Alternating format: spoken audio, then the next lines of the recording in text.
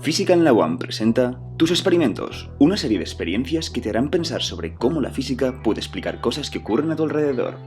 Hoy os planteamos la siguiente situación. ¿Por qué al iluminar una placa metálica podemos arrancar electrones de su interior? Usemos el siguiente montaje para entender el efecto.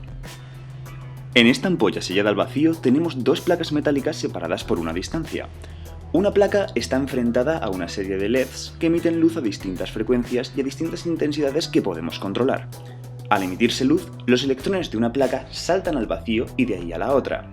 Las dos placas están conectadas a un circuito, de modo que podemos detectar la intensidad de la corriente que devuelve los electrones a su lugar. También podemos cambiar el potencial eléctrico al que está la segunda placa, para así rechazar los electrones que llegan. Antes de empezar, aislamos la placa de la luz ambiente, pues nuestro experimento es sensible a la radiación electromagnética. El efecto fotoeléctrico fue un gran problema a principios del siglo XX. La teoría clásica predecía que cuanto mayor era la intensidad de la luz que emitíamos, mayor debía ser la corriente producida.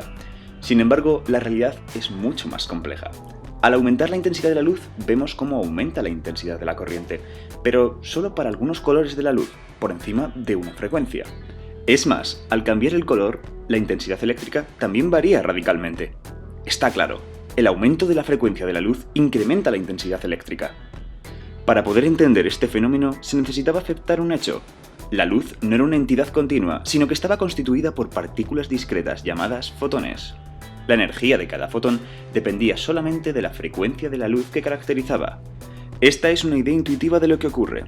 Si a una placa la empezamos a bombardear con estos paquetes de energía, muchos de los electrones que la conforman se verán excitados, llegado al punto que algunos se desprenderán del material. Lo que podemos medir es que solo alcanzada una determinada energía podemos ver que se produce corriente, es decir, solo si emitimos luz por encima de una determinada frecuencia podremos conseguir arrancar electrones del material. A esta frecuencia límite se le llama frecuencia umbral.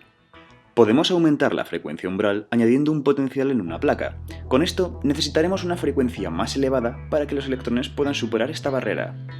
¿Quieres saber más sobre este fenómeno? Pásate por nuestra página web. Tenemos material extra que te ayudará a entenderlo en profundidad. Y gracias por vernos.